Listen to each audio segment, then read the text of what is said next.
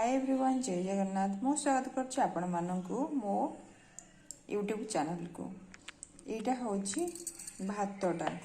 एटा मुझे भात रांधिली तो बड़ी जाइथिला, तो इथिरे गोटे नुआ आइटम बनया पई जाउछि। आमे बिना बिरी रेठी बरा तैयारी करबा। तो एटा को मैं एबे पूरा मिक्स कर देबी। तापरे कहूछि कोन है ताको बिल्कुल एमिति फाइन पेस्ट बनईदेवी। तापरे कौन करें ना से टिके एमती सुजी ऐड करके ताकि पूरा फेणई देवे।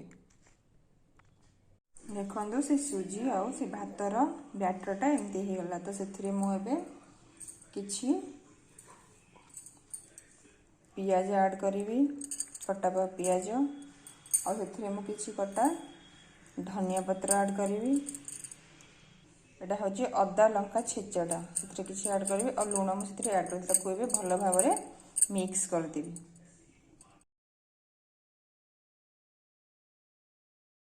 तापर भल भाव एमती मु मिक्स कर सारा पर ये किसी कड़ाई रे मु तेल नहीं तेल गरम हो सारा पर जमती बरा करती सेमती तो गोल गोल करके बरार सेप देगी से तेलटारे बर्तमान बर्तमान तेल रे मुझे फ्राए करी।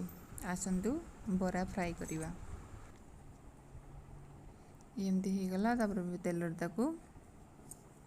छाड़ीदेवा।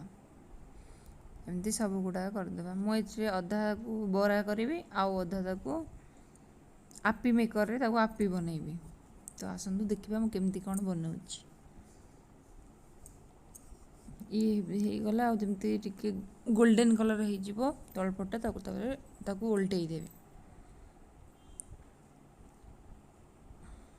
अधा को मु बरा छाणीदेली अधा को एमती गोटे आपी मेकर नहीं गली से तेल गरम करदेली। तेल टिके गरम कली तो से गुड़ा एमती मु गोल गोल करके रखी।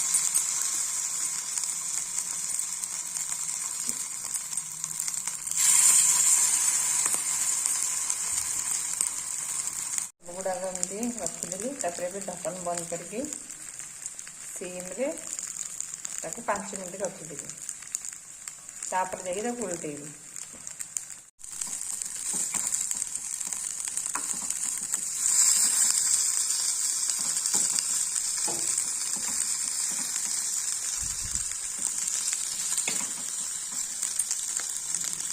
एबे हमर प्रस्तुत हो गला बरा आउ से जो आपी मेकर बनई गोल गोल। बहुत टेस्टी लगुच, सतरे यम्मी है। आपण माने थरिया को ट्राई करंतु।